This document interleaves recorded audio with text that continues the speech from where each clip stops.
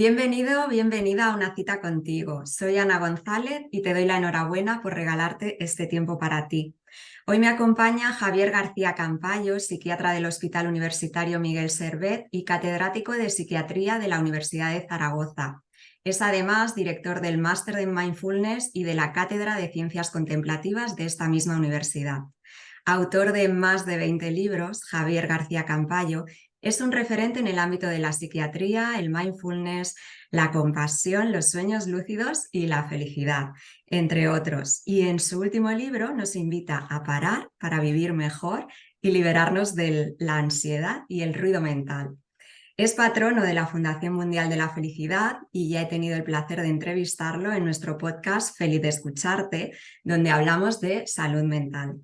Así que hoy es un placer y un honor tener en una cita contigo a Javier García Campayo y nutrirnos de su sabiduría y experiencia en todos estos temas donde eres una eminencia, Javier. Bienvenido, ¿cómo estás? Buenos días, muchas gracias, Ana, por la amable presentación, un poco exagerada, pero bueno. Bien. Para nada. Así que, ¿qué te parece, Javier, si comenzamos por los sueños lúcidos? Pues en tu libro al respecto, que es uno de los manuales más completos que existen, más de 400 páginas, bueno, pues nos explicas qué son y para qué sirven y cómo podemos llevarlos a cabo. Entonces, quisiera que comenzásemos hablando de eso, qué son los sueños lúcidos y para qué sirven. Sí, la verdad es que el libro sí que es un poco referencia. En español no hay nada objetivamente tan completo y de hecho nos ha pedido ahora Kairos que lo traduzcamos al inglés y al italiano. Parece que lo van a traducir un poco por eso, ¿no? Porque es un poco el resumen de todo lo que hay y sobre todo cómo se entrena uno para tener. A mí los sueños lúcidos me han fascinado desde siempre. Empecé a tenerlos cuando era joven, los 15 años, 16 años. También en relación con que meditaba bastante en esa época. Entonces empezó. Es un sueño lúcido. Todos tenemos sueños todos los días, aunque no nos acordemos de ellos. El ciclo del sueño incluye como 5 periodos de 90 minutos o 6 periodos, donde inicialmente es sueño no REM, que está sobre todo destinado a descansar, ¿no? Por eso es más importante al principio de la noche, y conforme alargándose la noche, ¿no? Hacia las 5 o las 6 de la mañana, la parte REM es más importante. REM significa movimiento rápido de los ojos, y bueno, tiene como función sobre todo eliminar memoria que no se va a utilizar. Recibimos demasiada información continuamente y el cerebro pues la elimina y se hipotetiza, no se está seguro de que se elimina en ese periodo. Y en ese periodo también es donde principalmente se sueña. Parece ser que también en fase 3 del periodo REM podría soñarse algo, pero con mucho menos color, viveza, etcétera. Pero sobre todo en la fase REM es cuando se sueña. Por tanto, en teoría todos soñamos como 5 o 6 veces, tenemos 5 o 6 sueños todas las noches. Otra cosa es que no nos acordemos, ¿no? ¿Qué es un sueño lúcido? Un sueño lúcido es un sueño en el que el individuo es consciente de que está soñando. Esto es algo fascinante, ¿no? Es decir, yo estoy soñando, imagínense, los que me están escuchando, pues yo cuento mi primer sueño lúcido, iba por la calle de Zaragoza a ver a un amigo que vivía en el 40 y llega el portal 38 y luego el portal 42, faltaba el 40, ahí había algo raro, ¿no? Hasta ahí es un sueño no demasiado raro para lo que se suele tener, pero si uno está entrenado, y luego comentaremos si quieres un poco del entrenamiento, en la vida diaria, en la vida despierta, que le llame la atención todo lo que sea ligeramente extraño, y hace algunos gestos que funcionan de forma diferente despierto que dormido. eh, Tiene la costumbre de cuando ve algo raro en el sueño, no siempre, pero hace uno de estos gestos que le llamamos chequeos de realidad y entonces se da cuenta de que está soñando. Una de las técnicas que utilizamos, por ejemplo, es estirarse el dedo. Estirarse el dedo, no se lo estira en vida real y no pasa nada, ¿no? Pero uno lo hace en un sueño y el dedo se estira como un chicle. Mm. Es como si fuésemos los Cuatro Fantásticos, el mister. Ay, ay. Y entonces yo estaba ahí, veo que falta el 40, se me hace raro y por inercia, es igual que soñamos por la noche, las cosas que hacemos por el día, si solo haces por el día, por la noche me tiré el dedo y vi que se estiraba. Y dije, eureka, estoy en un sueño. Ahí empieza el sueño lúcido. cuando tú te das cuenta de que estás en un sueño. Entonces, a partir de ahí hay diferentes niveles de lucidez. Inicialmente lo más frecuente es que uno sea consciente de que está soñando, pero sea como un espectador pasivo. Es decir, las cosas están ocurriendo, yo no las controlo, pero soy consciente de que eso está pasando. Ujú, Todo lo que intento es no volver a dejarme atrapar por el sueño, es decir, no volver a perder la conciencia de que eso es un sueño. ¿eh? ujú, Para eso, bueno, pues hay sus técnicas, etc.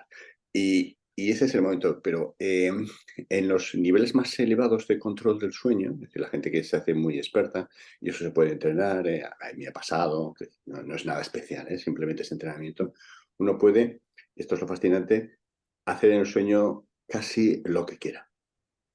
Entonces, una de las cosas que generalmente cuando uno empieza a tener sueños lúcidos suele hacer es volar, ¿no? Volar es fascinante, ¿no? Entonces uno claro. empieza y vuela y se queda ahí volando, etcétera, etcétera. Y bueno, tiene otras muchas actividades, ¿no? Que luego comentaremos, pero ese sería el sueño lúcido. Normalmente eso no dura mucho, quizás 1 minuto, 2 minutos. Con el entrenamiento puede durar bastante, puede durar 5 minutos, 10 minutos, pero inicialmente está uno tan excitado de que está en el sueño lúcido que el riesgo es que despierte físicamente. Es decir, como que el sueño se diluya, desaparezca y entonces despiertas físicamente. Y entonces ya se ha desaparecido el sueño lúcido. Esa es la experiencia del sueño lúcido, una experiencia fascinante. Piensa que se considera que la mitad de la población ha tenido algún sueño lúcido a lo largo de su vida, ¿no? La mitad de la población. Sí, Claro, ser consciente, ¿no? De que estás soñando y dentro del sueño incluso interactuar o y poder... hacer lo que quieras. Hay diferentes niveles, por eso digo que en el nivel más bajo uno simplemente le están ocurriendo cosas como si fuese una película, pero es consciente de que está soñando. Eso ya cambia la perspectiva, cambia la perspectiva porque tienes cierta capacidad para reaccionar como quieras, ¿no? Te puede aparecer, por ejemplo, tu padre y tú puedes decirle lo que quieras o comentar lo que quieras, ¿no? Por ejemplo, la interacción con los personajes del sueño es uno de los temas más fascinantes que hay. Nosotros estamos haciendo una investigación ahí sobre eso, por ejemplo, ¿no? Pero, como digo, si te vas entrenando y te va ocurriendo, porque si te entrenas, no es excepcional que te pueda pasar una vez por semana o incluso más. Hay personas que les ocurre casi todos los días, ¿eh? Son soñadores lúcidos muy entrenados. Entonces, claro, puedes hacer en el sueño lo que quieras, ¿sabes? Lo que te digo, puedes volar, puedes ir a sitios específicos, a hacer aparecer cosas específicas, modificar el sueño a tu voluntad, quedar con alguien en el sueño, esto es más complicado, pero con entrenamiento se podría hacer. En fin, es un Claro. mundo fascinante, ¿no? Todo eso es lo que describo ahí. ¿Y qué utilidades tiene terapéuticas, por ejemplo, ¿no? Porque se utiliza también, por ejemplo, para el tratamiento de fobias o algunos trastornos. Sí, se ha utilizado efectivamente con función terapéutica, sobre todo para todo lo que sería exposición en imaginación, ¿no? Es decir, yo tengo una fobia y puedo ir exponiéndome en imaginación o con realidad virtual, etcétera, pero puedo hacerlo en sueños, ¿no? Tengo miedo a los perros, puedo hacer que aparezcan imágenes de perros y exponerme progresivamente a eso, o a volar o cosas de esas parecidas, ¿no? En esa misma línea tendría utilidad, por ejemplo, con todo lo que son traumas. Los traumas no deja de ser una evitación, una especie de reacción fóbica con la descarga vegetativa, etcétera, ante situaciones que no recuerdan esa. Entonces uno podría ir enfrentándose progresivamente a traumas. Y luego tiene otros aspectos muy interesantes, ¿no? Todo lo que son pesadillas recurrentes, que pueden ir ligadas a traumas o no, o también reinterpretaciones de duelos patológicos, etcétera, ¿no? Imagínate que yo pues, tenía una relación ambivalente con mi padre, frecuente, ¿no? Fallece y tengo un dolor no resuelto por temas que no le he dicho, etcétera, etcétera. En el sueño puede aparecer la imagen del padre, la puedes generar tú, y puedes decirle cosas que no le habías dicho, aunque el individuo sabe perfectamente que esa es una imagen del sueño, pero en última instancia el duelo y la resolución de ese tema es un proceso interno, quiero decir que no es con la persona fallecida, sino es con el recuerdo que yo tengo de esa persona, etcétera, etcétera, y entonces también se ven situaciones de resolución de duelos o de conflictos internos con personas que igual no hemos podido volver a ver ya, pero que son muy sanadoras. Claro. Entonces llegan a prescribirse, ¿no? Esos. Sí, lo que pasa es que, claro, tiene sus dificultades, ¿no? Porque hace falta que el individuo tenga cierta frecuencia de sueños lúcidos, lo cual Claro. te reduce la poblacional que puedes trabajar con eso bastante, ¿no? Pero en teoría sí, ¿eh? Que sí, en teoría se puede trabajar con esos sueños, etcétera. Y yo en el libro doy una serie de pautas, etcétera, que son las que están establecidas. Tal. Y si uno sigue, como todo, ¿no? Con cierta asiduidad esas prácticas, es excepcional que en un par de meses no tenga algún sueño lúcido. Si lo sigue Ajá, con cierta. Y claro, la verdad es que la experiencia es una experiencia que te rompe la visión del mundo. Fíjate claro. que hablo, por ejemplo, de la historia de los sueños lúcidos. En la tradición cristiana, pues desde San Agustín, etcétera, Aristóteles, por ejemplo, también conoció los sueños lúcidos, habla de ellos en su libro sobre los sueños, Agustín, San Agustín también, etcétera.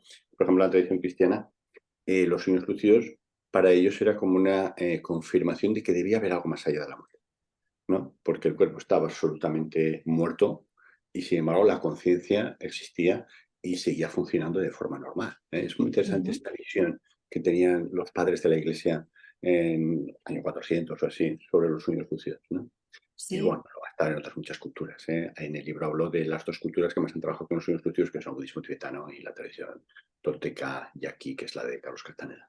Claro, y además nos ayuda muchísimo también en nuestra vida diaria porque también podemos trabajar la creatividad, la conexión con el sentido de la vida, el propósito, ¿no? E incluso, bueno, pues también grandes descubrimientos de la ciencia o del mundo en sí se han hecho a través de sueños y poder interactuar en esos sueños es maravilloso, ¿no? Porque, por ejemplo, dicen que la tabla periódica fue fruto de un sueño y, bueno, la hélice del ADN, etcétera, todo eso también es muy interesante, ¿no? Si alguien puede interactuar dentro del sueño para su día a día, para esos temas, es estupendo, ¿no, Javier? Sí, mucha gente que no, no necesariamente tenía sueños lúcidos, pero bueno, sí que tenía pues una habilidad, ¿no? Para utilizar los sueños como reflexión, como profundización, pues les pasaba, ¿no? Era lo que se ha denominado serendipia, ¿no? Serendipity. Es decir, uno está trabajando sobre un tema y cuando desconecta, tanto en la meditación como en el sueño, se pone en marcha la red neuronal por defecto, el DMN, el Default Network. eh, es como que se ven las situaciones, los problemas, o en este caso los temas que se está investigando, trabajando, con una nueva perspectiva, ¿no? Entonces, a veces surgen ideas muy originales, tanto en la meditación, la gente no suele meditar tanto, o en los sueños, ¿no? Por eso en español se dice, voy a consultarlo con la almohada, ¿no? Consultar con la Ajá. almohada algo es simplemente como que el mismo problema se le da otro enfoque porque está activándose otras áreas cerebrales mientras se está en el sueño, ¿no? Y entonces aparecen. Eso sin hacer demasiado esfuerzo, ¿no? Si además tienes un cierto control del sueño, como bien dices, puedes lo que se llama incubar el sueño. Incubar el sueño sería, antes de ir de dormir, decirte a ti mismo en qué querrías soñar, y con cierto entrenamiento es fácil que puedas soñar sobre eso, ¿no? Entonces tengo, yo qué sé, un tema ingenieril o químico o físico, ¿no? Como estos investigadores que quiero resolver, digo, quiero soñar sobre esto, ¿no?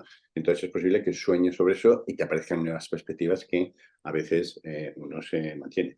Canciones de los Beatles, obras artísticas, pictóricas o escultóricas, a veces en los bocetos iniciales han surgido en los sueños, ¿no? Y el artista, claramente suelen ser muy sensibles, ¿no? A todo este tipo de temas, lo recordaba y luego ya en la vida despierta lo desarrollaba. Entonces sí que es cierto que tiene muchas. Hay gente que incluso ensaya, ¿no? Un pianista que por la noche puede ensayar esa melodía que está trabajando, ¿eh? Y bueno, hay múltiples posibilidades, sobre todo porque el periodo del sueño pasa a ser un periodo creativo, ¿eh? Para nosotros los meditadores, meditar durante el sueño es una experiencia única. Sí, dicen, ¿no? Que meditar nada, un minutito ahí, es Sí, como irte a un retiro. sí, sí, sí. En la tradición tibetana se habla de que 5 minutos no estar meditando es como varios retiros, ¿no? De semanas, ¿no? Porque es verdad que la profundización que se alcanza no es comparable, ¿vale? A la que se pueda tener en la vida diaria, ¿eh? Claro. Entonces, cualquier actividad que hace uno por la noche en el sueño es como que ha llegado a una profundización increíble, ¿no? Entonces, solo por eso, la verdad es que es muy interesante, ¿no? Vale la ¿Cuántos pena. beneficios? Sí. ¿Y puede tener alguna repercusión negativa los sueños lúcidos? No está descrita ninguna repercusión negativa, ¿eh? Lo máximo que puede pasar es que te despiertes, tal, y con un poco de susto, pero vamos, no hay Ujú. nada especial. Vale. Entonces vamos a profundizar, ya que son tan interesantes, llevarlos a la práctica. ¿Cómo podemos entrenarnos para tener esos sueños lúcidos? ¿Cómo Ujú. nos preparamos? Bueno, uno de los temas es cuándo, ¿no? Por las noches la idea es no acostarse demasiado agotado, es decir, cansado, normal, pero no agotado, pero entonces las fases no REM son mucho más intensas, y entonces es más difícil. Pero sobre todo, uno puede alcanzar el sueño lúcido en fase REM, como digo. Por eso a partir de las 4 de la mañana, a las 5 de la mañana, ahí es un momento ideal para eso. También lo que los ingleses llaman naps, es decir, pequeños duermevelas, ¿no? Pequeños periodos de sueño, no exactamente nuestra siesta, pero generalmente en nuestra siesta hemos comido y quizás bebido y nos echamos ahí y ahí estamos demasiado dormidos, ¿no? Me refiero más a pequeños periodos de 5 minutos, 10 minutos en que uno parece que está en dormevela, ahí es relativamente fácil, ¿eh?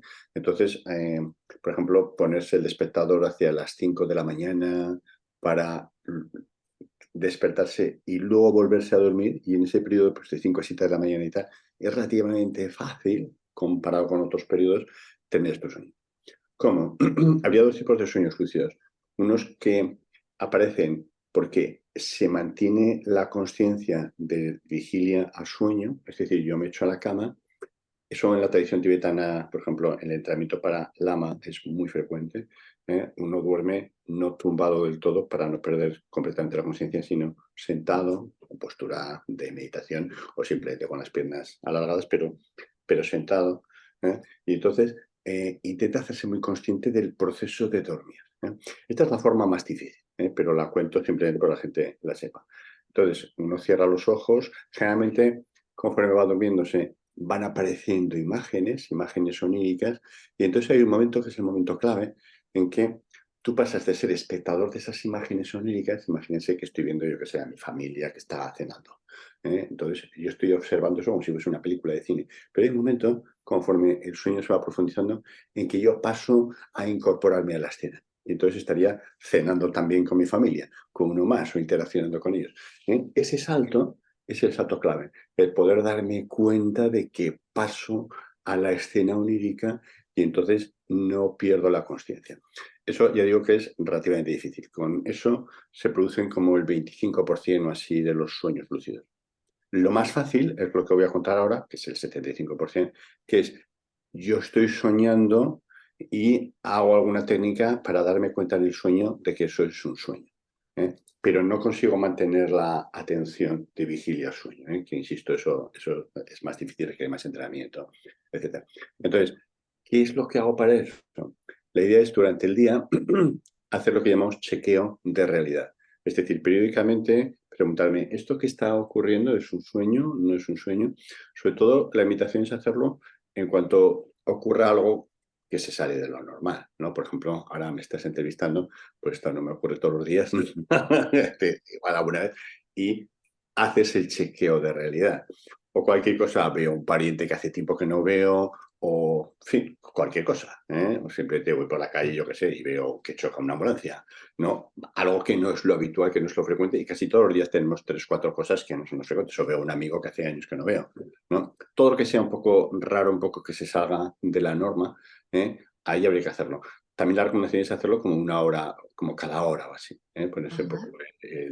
el reloj. Con el tiempo te vas acostumbrando y lo haces con bastante frecuencia, unas cuantas veces al día. Entonces es como una pauta más.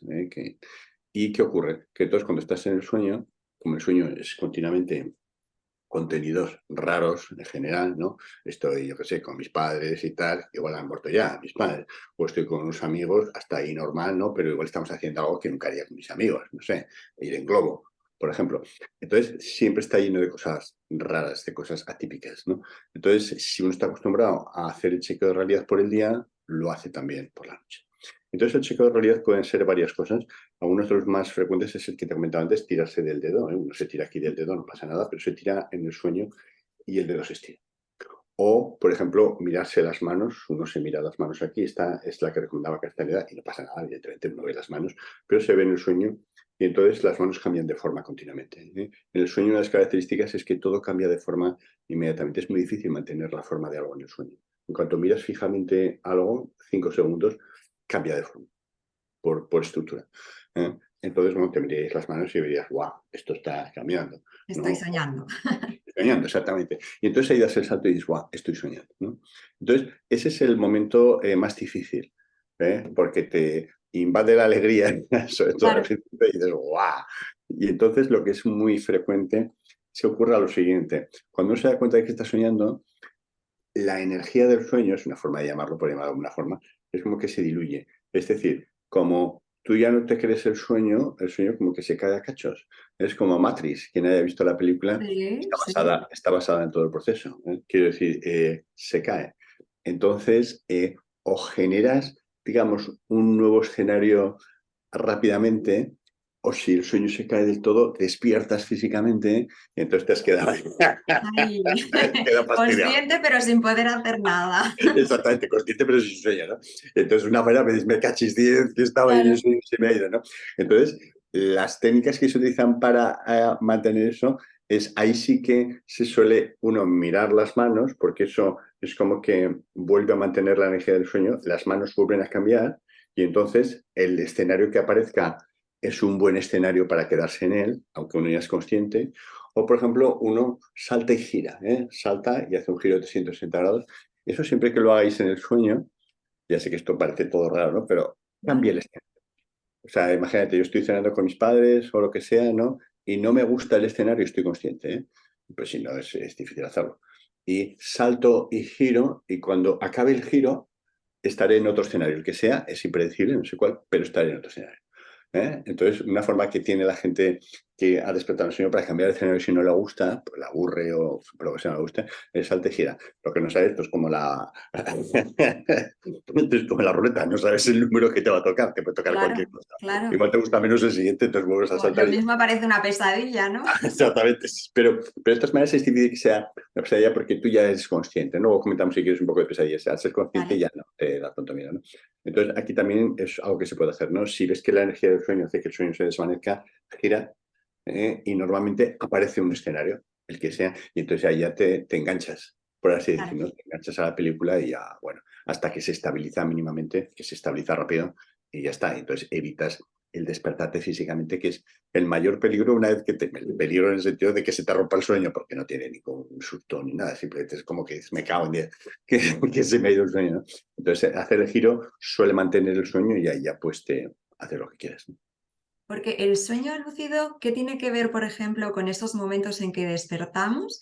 Hemos estado soñando, es un despertar muy breve volvemos porque nos gusta el sueño y decimos, voy a continuar soñando y entramos otra vez, a veces entramos otra vez en el mismo sueño. Sería, Sí, hay gente que tiene esa cualidad, ¿no? Ese puede ser eso no es un sueño lúcido, pero es una buena excusa para tener un sueño lúcido. Quiero decir, en vale, cuanto vuelves, te despiertas y te gustaba el sueño, o simplemente tienes sueño, te vuelves a dormir y a veces es muy poca la separación que hay sí, ahí, son pocos segundos. ¿eh? Si ahí te intentas hacer consciente, ahí es relativamente fácil tener un sueño lúcido. Porque te has metido como a idea en ese sueño. Es vale. relativamente fácil ahí tener un sueño lúcido, pero eso todavía no es un sueño lúcido, simplemente te has despertado y vuelves a dormir y, insisto, con frecuencia puedes reengancharte en el mismo sueño, la Sí, continuación del porque no sueño. eres un actor, sino lo estás viviendo como Sí, pasivamente, ¿no? Lo estás sí, viendo. sí, sí, puedes engancharte a ese sueño y ahí hay bastantes posibilidades. Es uno de los momentos en que también recomendamos el intentar hacer el sueño lúcido, que es simplemente eso, hacerse Vale. consciente de que eso es un sueño. Pero para eso, el tema básico es el que te comentaba. Habría que tener una perspectiva, que eso está en toda la tradición oriental. Es decir, eh, las tradiciones contemplativas que se han dedicado a la meditación, desde el budismo, el hinduismo, hasta el taoísmo, etcétera, la visión de que el mundo es un sueño está estructurada. ¿Me explico? Es como la forma habitual de ver el mundo para no apegarse demasiado a él. ¿No? Ya. Y por eso en todas estas tradiciones los sueños lúcidos han sido importantes porque era como una confirmación. ¿eh? Hay un famoso dicho de Lao Tzu, no Lao Tse, sino otro que es un filósofo chino muy antiguo, que decía, no sé si soy una mariposa que sueña que soy un hombre, o un hombre que sueña que soy una mariposa. Es Mm, decir, ¿qué es la realidad? ¿El sueño o lo que es el mundo real? ¿No? Entonces, esa visión siempre ha estado muy profundamente introducida. Y claro, un sueño lúcido te da esa visión. Yo en el libro, por ejemplo, cuento alguna experiencia de las más, digamos, profundas en que eh, entender el sufrimiento en el sueño te permite entender el sufrimiento en la vida diaria, ¿no? Es decir, los personajes del sueño sufren también. Pero claro, tú sabes perfectamente que eso es un sueño, pero los mm, personajes del sueño están sufriendo. Entonces, yo cuento ahí la experiencia de decirle a uno de los personajes, pero esto no tiene sentido que esté sufriendo, esto es un sueño y tal. Y el personaje, que no se sabe lo que era, ¿no? Me dice, pero claro, tú cuando sufres en la vida real, ¿por qué sufres? Digo, "No, porque eso es lo real". Dice, "¿Y cómo sabes que eso es lo real y no es esto lo real?". qué ¿No? bueno. Es decir, el sueño también se ha utilizado como una especie de interfaz de conexión con algo más grande, más allá. De hecho, muchas religiones, en las transmisiones a los profetas, en el cristianismo, por ejemplo, el propio Mahoma, ¿no? La creación del Corán, etcétera, tiene que ver con mensajes, ¿no? Realizados, se supone, por la divinidad en los sueños, ¿no? En las tradiciones orientales lo mismo, ¿no? Los sueños era una posibilidad de conectar con, si estás lúcido, Claro. con maestros, con tal. Milarepa, por ejemplo, uno de los grandes místicos tibetanos, se comunicaba con su maestro en sueños. En las distancias eran enormes y se dice que ahí era donde se comunicaba. Por eso los sueños siempre han tenido una función simbólica y de aprendizaje tremenda en todas las tradiciones contemplativas. Es Claro, fascinante. nos ayudan además a relativizar, ¿no? Lo que pasa A también en la relativizar vida todo, sí. diaria. Y también se supone que conectarías con los aspectos más valiosos de tu ser interno, ¿no? Quiere decir Ujú. que todo el inconsciente se manifiesta ahí y te permite. Cuento ahí, por ejemplo, la historia de un paciente mío, ¿no? Que eh, había un monstruo que le perseguía sistemáticamente, empezó a entrenarse en sueños lúcidos y cuando en uno de los sueños apareció el monstruo, se quedó, en vez de despertarse, que no deja de ser una evitación fóbica, ¿no? Se quedó ahí y le preguntó al monstruo qué quería y tal, y el monstruo muta. Eso ocurre sistemáticamente, el monstruo no se mantiene, muta, y suele mutar al origen del conflicto, ¿no? Apareció su padre, con el que siempre había tenido el conflicto, y le dijo el conflicto, ¿no? Le dijo lo que Sí, tal. sí, Y sí. él pudo establecer una conversación con su padre en ese sueño lúcido, ¿eh? Acabó el sueño y jamás volvió a tener pesadilla. Qué Exacto. bueno. Sí, sí, por Carasima. eso es muy interesante, ¿no? El contenido simbólico, de esta Claro. perspectiva también psicodinámica, ¿no? De todo esto. Ujú. Y de todo eso uno puede hacerse consciente, ¿no? Cuando se habla de los niveles de lucidez del sueño, hablo ahí.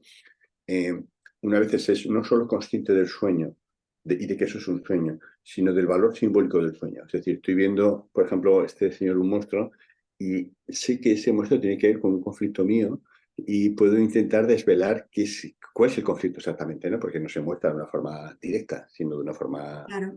Enmascarada. más clara, exactamente, sí. Y entonces, por ejemplo, técnicas como la meditación o llevar un diario, ¿no? También de sueños, ¿esto nos Sí, puede ayudar a los sueños lúcidos? absolutamente, sí, sí. La meditación está muy relacionada con sueños lúcidos, ¿eh? La gente que medita tiene más sueños lúcidos. De hecho, en los retiros, por ejemplo, yo insisto a la gente, un retiro de 5 días, de 7 días, donde el estímulo es la meditación, básicamente, uno está aislado del resto de estímulos. Por la noche, si uno pone atención, no es excepcional que algunas personas, igual la mitad de la gente que está en retiro, pueda tener algún atisbo o alguna experiencia de sueño lúcido. Entonces, la meditación está muy relacionada con los sueños lúcidos. Luego, el tema de los diarios es clave, porque para poder tener sueños lúcidos uno tiene que recordar los sueños. Es decir, si tú no te acuerdas de los sueños, es difícil que tengas sueños lúcidos. Si te acuerdas casi todas las noches de los sueños, es mucho más fácil.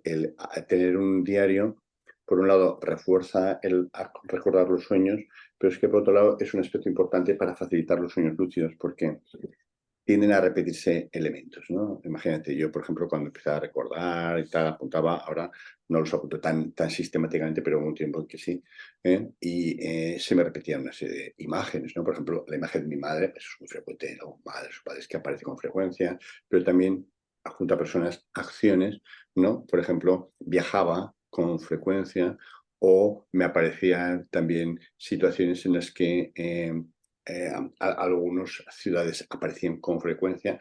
¿Qué sentido tiene eso? Que si yo me entreno durante el día a recordar esos sitios frecuentes y estar atento en los sueños, cuando aparecen, es muy fácil que aparezca. Por ejemplo, yo soñaba con mi madre estaba muerta ya. ¿Eh?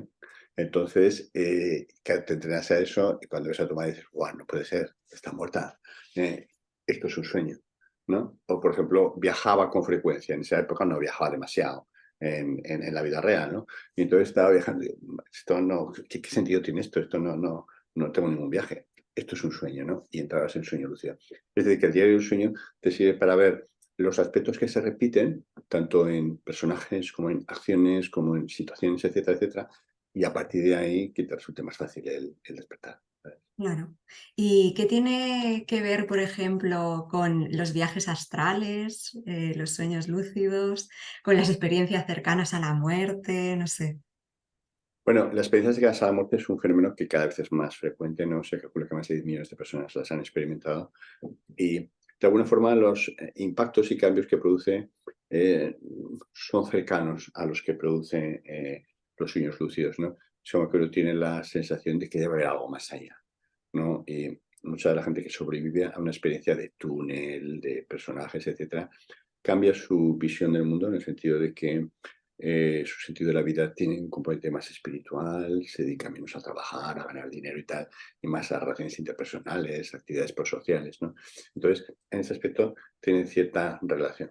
El viaje astral es un tema fascinante que es mucho más raro que tener sueños lúcidos. Sueños lúcidos lo tiene la mitad de la gente, alguna experiencia. Sin embargo, viajes astrales, menos del 5% de la gente ha tenido una experiencia de viaje astral, aún buscándola.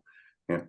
Y se considera que es muy parecido al sueño lúcido, pero quizás la diferencia es que, aparte de todo el proceso, cuando uno tiene un viaje astral, es como un ruido enorme que siente en la nuca, tiene una sensación de separación del cuerpo físico sobre ese cuerpo de sueño, ese cuerpo astral, que además está unido por una especie de cordón umbilical, etcétera. Da la impresión, pero es difícil tener datos, porque lo que se tiene son bueno, de descripciones de otras personas, ¿no? Pero es difícil hacer un estudio de investigación, aunque sea apasionante, es difícil hacerlo. Eh, Esa experiencia no ocurriría tanto en el inconsciente, es decir, en un sueño lúcido tú eres perfectamente consciente de que eso es todo es una invención tuya, todo es Ujú. una proyección tuya dentro de la mente. Eso está claro, ¿no? Cuando tú tienes el sueño lúcido. Pero sin embargo, en el viaje astral da más la impresión de que es como una sobreimposición en el mundo real. Es decir, tú te desplazas, ¿no? Y eso sería mucho más cercano en el mundo real, no sería necesariamente tan una proyección de la mente. Pero eso nunca se ha llegado a confirmar, ¿no? Porque cuando personas que tienen viaje astral hacen pruebas de confirmación, por ejemplo, yo me dejo en la mesilla, imagínate, pues un vaso de agua y algo, lo que sea, para recordar, a ver si en el sueño lúcido, en el viaje astral lo veo, ¿no? Hay discordancias. ¿Eh? Yo me desdoblo en el viaje astral, miro la mesilla y digo, hay tal y tal cosa, y cuando vuelvo no era exactamente eso. Es como que incluso en esas circunstancias también sería una cierta proyección de la mente, ¿eh? Pero digamos que la parafernalia y el entorno es diferente y por eso da una mayor sensación de realidad que el sueño lúcido, que tú ves claramente que todo lo que está apareciendo ahí es proyección de la mente. Claro.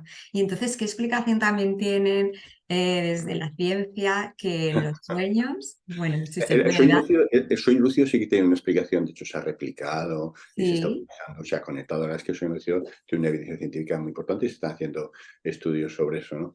El viaje astral es más difícil de identificar, ¿no? Porque la ciencia lo incorpora como un sueño lúcido. vale, Aunque, insisto, las circunstancias parecen ser diferentes y tal, no se nota una diferencia en el sentido de que eso sea más real, se produzca más en el mundo real que el sueño lúcido, ¿eh? Es una percepción subjetiva de la persona que lo experimenta, pero no se ha podido obtener datos de eso, ¿eh? Pero el sueño lúcido sí que está muy identificado, es utilizado, y yo creo que es uno de los puntos interesantes de conexión en las ciencias contemplativas que imagino que será de lo siguiente que vayamos a hablar, ¿no? eso es, ahí vamos a pasar. Yo te quería preguntar precisamente sobre qué ocurre o qué explicación se le da a cuando recibimos mensajes Ya. de seres queridos ya fallecidos, cuando nos encontramos con ellos en sueños, no sé, ahí es En, creación en de la en principio mente. todo eso se considera como proyecciones de nuestra mente, ¿no? Quiero decir, aspectos inconscientes de nuestra mente que aparecen, ¿no? Yo creo que eso es así en general, etcétera. Eh, y las explicaciones, se ha hablado de este inconsciente colectivo que ya Jung hablaba, ¿no? De por ejemplo, si hablamos de sueños premonitorios, en muchos casos esos sueños premonitorios ya tienen una base sólida, ¿no? Quiere decir que es un tema que a mí me preocupa, aparece, pues bueno, una especie de mensaje, pero claro, hay un sesgo en el sentido de que cuando ese mensaje no se cumple, se olvida. Sin embargo, cuando se cumple y tal, se mantiene, ¿no? Entonces, es posible que eso, bueno, pues siempre hay explicaciones. Hay Claro. un dato que yo no quiero entrar mucho, es que lo que te decía que es una de las investigaciones que estamos haciendo. eh, los personajes que aparecen en sueños es un tema fascinante, ¿no? Entonces, en el 99% de los casos, es claro que es una proyección de la mente. Pero hay un pequeño porcentaje de personas que sienten que eso no es solo una proyección de la mente, ¿no? Que el sueño lúcido, sobre todo, sería un momento en el que uno puede como conectar con realidades que están fuera, ¿eh? Esto, mucha gente lo piensa así, pero fíjate que incluso Jung, el famoso psiquiatra, ¿no? Que habla del inconsciente colectivo, lo describo en el libro, ¿no? Él hablaba de que había un personaje que se le aparecía, un tal Filemón, que le contaba cosas que él no conocía, ¿eh? Es decir, alguien de nivel de esta persona, y no soy el único, ¿eh? Que te diga, hay algunos mensajes que yo recibo en el sueño que estoy convencido que eso yo no lo he podido conocer. Es como que es un mensaje de otro. Esa sensación que es extraña, que es poco frecuente, pero Ujú. hay algunos casos en que Ya, sea. Y entonces, uno de los estudios que estamos haciendo es gente que tiene sueños lúcidos, porque si no, en el sueño normal no lo puedes ver, en el sueño normal todo te parece raro y tal, pero en el sueño lúcido, sí, la interacción con algún personaje del sueño le ha parecido excepcionalmente rara. ¿Y por qué? claro. Y entonces sí que hay un porcentaje, lo que estamos viendo, estamos para publicarlo el año que viene, lo que sea, que un 10-15% de personas que tienen sueños lúcidos, lo cual ya son su grupo muy, muy especial, algunos de los personajes del sueño le parecen que eso no está en su mente. Es un Ujú. tema fascinante, también es difícil de investigar, solo se puede hacer Sí, un a poco nivel. como las canalizaciones, ¿no? A la Sí, hora sí, incluso de sí, escribir, de crear. O sí, sea sí, que, sí, claro, sí. es difícil poderlo estudiar, Es claro. difícil poder estudiar, pues solo tienes la referencia del individuo, ¿no? No hay un dato objetivo externo que te pueda decir esto es así. Como el sueño lúcido. En el sueño lúcido sí, porque tú puedes mandar, que fue como se descubrió, ¿no? Tú puedes mandar un mensaje al que duerme y él te manda un mensaje. Entonces, claro, bueno, ahí está. Pero el Claro, otro, si un personaje del sueño es algo del inconsciente o no, lo que ujú. te diga la persona que lo ha experimentado, no tienes forma de comprobarlo externamente, ¿no? Pues ahí entramos ya entonces en el tema de las ciencias contemplativas, que era Sí. otro de los temas que queríamos abordar y un poquito que nos explicases cuál es su objeto de estudio y qué Sí. es exactamente. Yo creo que es un tema que va a ser muy importante en los próximos años, ¿no? Porque la aparición de mindfulness y las técnicas de tercera generación, yo creo que ha llevado a la gente a la importancia de lo que las tradiciones meditativas pueden aportar para el bienestar del ser humano, ¿no? Y entonces las ciencias contemplativas sería eso, es la unión de las tradiciones contemplativas, todas, no solamente las orientales, ¿no? El cristianismo, el islam, etcétera, porque todas ellas hay, junto a aspectos más, digamos, ritualísticos o dogmáticos, etcétera, hay aspectos experienciales muy ligados a la contemplación que vale la pena profundizar, porque se piensa que pueden generar técnicas muy valiosas para el bienestar psicológico y físico del ser humano, ¿no? Entonces sería la unión de esas ciencias contemplativas, de eso que tienen que ofrecer, con la ciencia, ¿no? La ciencia, neurociencia, sobre todo, estudiar el cerebro, el impacto que produce e identificar, uno, las técnicas que son útiles, que se supone que tiene que haber unas cuantas. Dos, en qué personas son más útiles que en otras, porque no todo es igual de eficaz para todo el mundo. Y tres, qué efectos concretos producen, ¿no? Todo eso sería el origen de lo que son las ciencias contemplativas. Hay ya varios departamentos o secciones en diferentes universidades anglosajonas, sobre todo en Australia, en la Monash, en Estados Unidos, en varias, ¿no? En Gran Bretaña también. Y nosotros hicimos la primera en un país habla hispana, igual que el máster de Mindfulness es el primero en un país habla hispana, también está Cátedra de Ciencias Contemplativas. Lo que pretende es eso, conectarse con otras y trabajar en estos temas, facilitar el conocimiento de estas técnicas contemplativas y analizarlas, estudiarlas. Es Ujú. lo que estamos, lo ¿Y que cuáles, buscamos.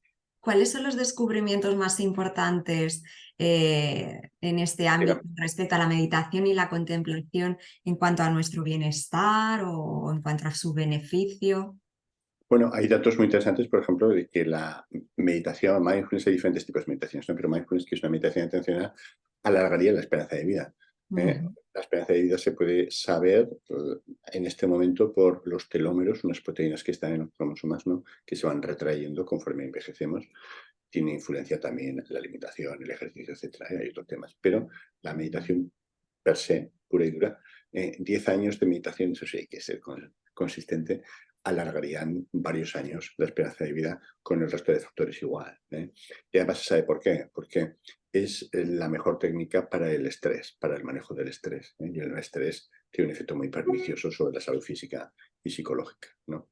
Entonces, Claro, este es el tipo de estudios que se quiere hacer, ¿no? Que se plantea. Cómo aspectos como la meditación mejoran la regulación emocional, también aspectos de la percepción del yo. ¿Eh? El yo es un constructo al que estamos muy apegados, que nos produce mucho sufrimiento, y hay todo un movimiento en ciencias contemplativas, en psicología, sobre el hipoego, es decir, la idea de que si no estuviésemos tan identificados con los aspectos de nuestro yo, no generaríamos tantas emociones negativas y viviríamos mucho mejor, ¿no? Entonces, hay una serie de desarrollos sobre todo ligado a eso, ¿no? La compasión, también todo lo que es aspectos prosociales. Hacía tiempo que se sabe que eso produce una gran satisfacción, un gran estado de bienestar, ¿no? Y lo que se intenta es ir viendo, por ejemplo, la correlación. Hace poco, esta semana, hemos publicado un estudio donde se veía que en cuanto a la compasión, es interesante que si suele haber una relación entre la compasión hacia los demás y la compasión hacia uno mismo, lo cual parece lógico, pero sobre todo si el individuo está sano, sano mm, psicológicamente. Pero si, por ejemplo, aparece una depresión o cualquier otra enfermedad psicológica, hay un desacoplamiento de ambas. Entonces, uno puede ser muy duro consigo mismo y no necesariamente serlo con los demás, o puede ser cariñoso con los demás y no serlo para nada con uno mismo. Es decir, hay una especie de desacoplamiento que a veces se ve en la depresión. Es verdad que la idea que teníamos y las tradiciones orientales era que había una relación, si eres más compasivo con los demás, lo eres contigo y viceversa, si no lo es contigo, no lo es con los demás. Pero es cierto que en la consulta yo una vez había notado, y lo hemos comentado con algunos otros compañeros, que a veces eso se rompía, ¿no? Había gente que era durísima consigo, pero bueno, era bastante cuidadora con los demás. Era sí. como algo raro, ¿no? Pero casi todos es cuando tienen una depresión o tal. Es como que uno decide que los buenos o son los otros o es uno. Claro, la Hay una dualidad. especie, sí, sí, sí, hay una especie de ruptura de eso. Es muy interesante, ¿no? Entonces, pues eso, se ve que la compasión correlaciona con el bienestar psicológico, ¿no? O el agradecimiento, por ejemplo, es otro de los grandes temas que la psicología positiva ha traído y que se observa que es eh, muy importante, ¿no? Para el bienestar psicológico o el sentido de la vida, conectar con el sentido de la vida. Todos estos factores son claves. ¿Eh? Entonces, ¿cómo incorporamos en nuestro día a día el mindfulness, por ejemplo, viendo que todos los beneficios que conlleva, incluso alargarnos la esperanza de vida, pero la gente, pues eso, ¿no? Que dice, no tengo tiempo para meditar, no tengo tiempo para parar, Bueno, no hace falta aparte mucho de tiempo. leer tu libro y aplicarlo. Sí, por eso, que las técnicas que proponen son muy cortitas en cuanto a tiempo, ¿eh? 5 minutos al día de simple contar respiraciones, eso en 2 o 3 meses produce una ralentización de toda esa diálogo mental, de todo ese discurso tan estresante, importante, ¿no? Entonces, creo que una de las cosas que hay que transmitir a la gente es que no hace falta estar media hora meditando, ¿no? 5 minutos, 10 minutos es más que suficiente para obtener, si se es consistente, 4 o 5 veces por semana, en 2 o 3 meses, conseguir resultados. Y sobre todo, que van a disfrutar de la práctica, ¿no? Y que van a experimentar ese beneficio que se extiende a todo el día, no solamente es durante el tiempo de la práctica, y eso produce una sensación de adicción, ¿no? Dices, bueno, es que se puede estar mucho mejor, es que dentro de nosotros está el potencial para ser mucho más felices, no hace falta hacer nada especial, ¿no? ¿No? Ujú. Entonces, es un cambio progresivo. También el tema de conectar con nuestro sentido de la vida, es algo que yo insisto mucho en el libro, ¿no? Es decir, para parar, uno tiene que tener claro qué está buscando, hacia dónde está corriendo, ¿no? Porque generalmente vamos buscando cosas que no dan la felicidad, ¿no? Objetos externos de una forma continua, como pollo sin cabeza, Entonces, parar un momento, no hace falta parar mucho tiempo, solo 5 minutos para darme cuenta, pero esto realmente tiene sentido, ya llevo años haciendo esto y veo que no funciona, ¿por qué no cambio? ¿No? Entonces, un poco en el libro lo que intentamos es estas 4 claves sencillas, breves, para replantearse lo que es importante. La pandemia fue un buen ejemplo, ¿no? La gran renuncia, la mitad de los norteamericanos cambiaron de trabajo hacia otro, que igual ganaban menos, pero era más coherente con su sentido de la vida, con lo que es importante para ellos. Claro, sí, hablábamos precisamente en la anterior entrevista sobre salud mental de la importancia del propósito, ¿no? Porque cuando no tienes un propósito en la vida, cualquier cosa que aparezca puede convertirse en un propósito, Eso incluso una enfermedad, ¿no? Que, sí, sí, eso es muy frecuente, ¿no? Si no tengo un claro propósito, circunstancias adversas que van a aparecer y es frecuente que aparezcan, acaba siendo un poco mi salvavidas, ¿no? Es decir, lo que da sentido a mi vida. Tengo tal enfermedad o me ha ocurrido tal desgracia, ¿no? Esto soy yo, ¿no? Cuando claro, tendría que ser un sentido, bueno, algo mucho más valioso que eso, ¿no? Uno de los temas importantes es sentir, ¿qué puedo yo ofrecer al mundo? ¿Qué puedo yo ayudar a que el mundo vaya mejor? ¿No? Todo lo que es conexión con otras personas es lo que la mayor parte de la gente al final de la vida le da sentido. Ya lo comentamos. ujú, claro, algo mayor que tú, ¿no? ¿Y Ah, bueno. cómo se compagina esto con otro de tus libros que hablas de la vacuidad y la no dualidad? Ujú. ¿Cómo se compagina el ese? Tener un propósito, trabajar por un propósito, estar inspirado por él o buscarlo, que a veces la búsqueda también es el propio propósito, con estas ideas. Sí, no está reñido, porque nosotros a veces tenemos la idea, somos una sociedad, la occidental en general, muy personalista, muy narcisista, ¿no? Otras sociedades no tan occidentalizadas eran mucho más grupales, eran más comprometidas en ese sentido.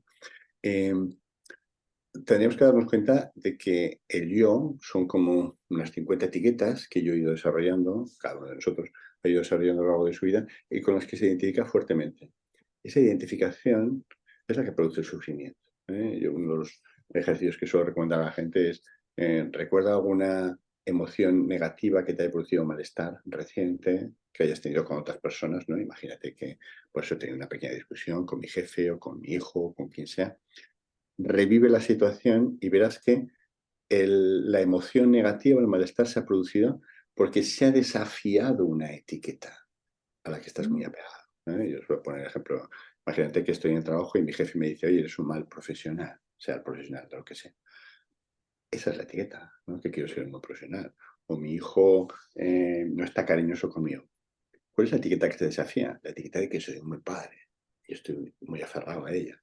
Este es el tema, ¿no? Esas etiquetas que forman lo que consideramos nuestra esencia, nuestro yo, estamos continuamente peleándonos con el mundo para que todo el mundo esté convencido de que yo soy muy buen profesional, padre, esto, lo otro, etcétera. Y eso es un desgaste de energía tremendo, una causa de malestar psicológico, de emociones negativas tremendo.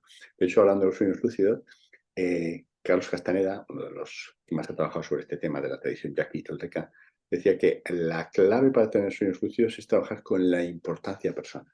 Decía, la mayor parte de nuestra energía la dedicamos a defender nuestra importancia personal. Es así, este sería yo.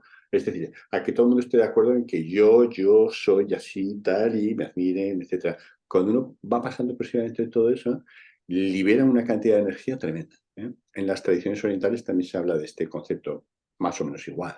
Dice, no tomarse nada personalmente.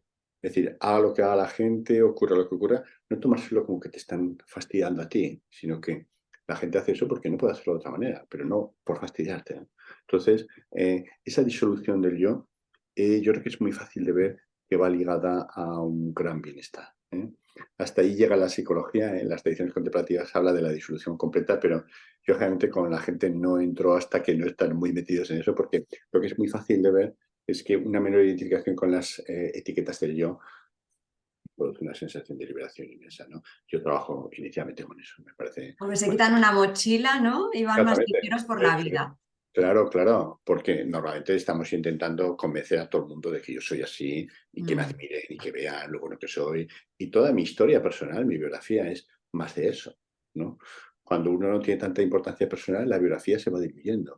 El diálogo interno tiene que ver con eso, ¿no? El diálogo interno es lo que mantiene la sensación de yo. Porque yo me digo a mí mismo, yo soy así, yo soy asá, este tiene que enterarse de que yo soy así. Cuando ese diálogo interno va desapareciendo, el yo también se va diluyendo. Pasa, como decimos en Mindfulness, de un yo biográfico a un yo experiencial, ¿no? Y la sensación de paz y bienestar es mucho mayor. Y ahí conectamos con esa vacuidad, ¿no? Y la Eso no es. dualidad, que sería un paso ya más avanzado, Y en ¿no? pasos más avanzados sí que no vamos a... Claro. Pero que se puede Sí. experimentar, ¿eh? En la práctica. De hecho, en retiros a veces tienes destellos de eso y es una experiencia muy interesante, ¿no? Porque no es sujeto-objeto, ¿no? Es como que estás en todo el proceso. Rápidamente la mente se reconfigura, ¿eh? Otra vez y vuelve a la dualidad, etcétera. Pero tener Claro, destellos de eso te permite ver que debe haber otra realidad mucho sí. más profunda e interesante que esta en la que estamos atrapados, ¿no? Estamos o no en la Matrix, ¿no? Sí, Qué es interesante entonces, Javier, de que podamos también, pues eso, aprender el mindfulness y todas estas ciencias contemplativas, pues desde la universidad, ¿no? Con esos estudios también que corroboran pues todos estos beneficios, ¿no? De esta práctica y poderlo hacer formalmente. Así que vamos a invitar a todo el mundo también a que visiten pues, la web del máster, así como de la Cátedra de Ciencias Contemplativas también. Y bueno, pues para acabar, Javier, yo quisiera que nos hicieses 4 recomendaciones que le pregunto siempre a los invitados al final del programa. Así que, aparte de tus libros, porque hay muchísimos, ¿puedes recomendarnos un libro que a ti te sea pues inspirador, que te guste especialmente, no sé, algo para leer, un aparte de libro. los tuyos que Sí, son súper sí, interesantes? no, sí, sí. Bueno, yo creo que a veces las novelas pueden ser muy interesantes también, ¿no? Ha habido novelas que a mí me han marcado. Por ejemplo, Siddhartha de Hermann Hesse, que es un clásico y tal. Yo creo que fue una de las lecturas que en mi infancia, adolescencia, más me marcó y me llevó a esa búsqueda. Entonces, supongo que muchos de los que nos escuchan tienen hijos adolescentes y tal. Yo creo que una novela de ese tipo, que es un clásico, ¿no? De Hermann Hesse y tal, es una bonita idea. También me encanta el realismo ruso, ¿no? De finales del 19, desde Tolstoy, Ana Karenina, Ujú. hasta cualquiera de los Crimen y Castigo, etcétera. Yo creo que voy a la novela, pero a mí me gusta también, es una de mis aficiones, la novela y la literatura. Me parece una forma muy amable de conectar con lo que es importante, ¿no? A veces uno lee una novela de estos grandes escritores y permite pensar que hay cosas muy importantes en la vida que nos estamos perdiendo. Qué buenas recomendaciones. ¿Y una película, Javier? Una película, yo soy un fan de Matrix total. Matrix, me parece- Matrix 1, ¿no? Luego las otras quizás Porque refleja muy bien todo esto, ¿no? Que hemos hablado. está dirigida por los hermanos Wachowski, que eran budistas y tal, y luego han hecho otras películas, pero yo creo que describe muy bien, la verdad es que fue un impacto en su época, ¿no? Porque yo creo que describe muy bien esta visión, ¿no? De que el mundo es un sueño y de que tiene que haber algo más allá de todo esto, ¿no? Es el resumen de la tradición oriental de una forma muy occidental, ¿no? Muy en el momento Claro, actual. qué buena. ¿Y un viaje a un lugar? Yo soy enamorado de Tíbet, de Nepal, etcétera. Ahí recomendé. Tíbet, la verdad es que ahora está un poco venido a menos desde la invasión china, pero todavía se puede mantener ese sabor de lo que es la tradición tibetana en Nepal, en Katmandú, por ejemplo, o también en una zona de la India que está ligada muy cerca de Tíbet, que se llama Ladakh. Mm. Ladakh le llaman el pequeño Tíbet, ¿no? Que está en India. A mí me parece fascinante todo eso. Bután Visitarlo. también es un lugar precioso. Y por último, una canción, una música, un sonido. Bueno, yo siempre he sido muy fan de los Beatles. Pues Entonces, cualquiera de las canciones cualquiera de ellas, ¿no? Que son me parece buenísimas. que tienen una gran, sí, sí. Y bueno, idea, bueno, clásicos, ¿no? De Simon y Garfunkel, ya sé que yo soy muy mayor ya y tengo mis No, pero está héroes genial. musicales son antiguos, pero sí que hicieron toda una generación, ¿no? De buscadores de sentido, ¿no? Yo creo bueno, tiene mucho que aportar, aunque en este momento pues las canciones han evolucionado hacia otras cosas, ¿no? El reggaetón me parece un Ya. poco tremendo. Bueno, pero por eso está ahí esa buena música No, que claro, hay por eso sí, sí, que... que ha estado en todos los tiempos y tal, y que vale la pena conectar con ella. Sí. Claro que sí. Pues Javier, muchísimas gracias por tu tiempo, por invitarnos a soñar, a parar, Y a así, preguntarnos sobre el sentido de la vida, a tomar conciencia durante el día de si estamos soñando o no, si esto es un sueño, de verdad es un placer. Así que gracias por haber estado en una cita contigo. Namaste. muchas gracias, Ana, un placer y me encanta cómo llevas la entrevista y el interés, ¿no? que tienes y el conocimiento de todos estos temas. Muchas Gracias a ti. gracias. Un fuerte Un abrazo. placer. Hasta pronto. Hasta luego.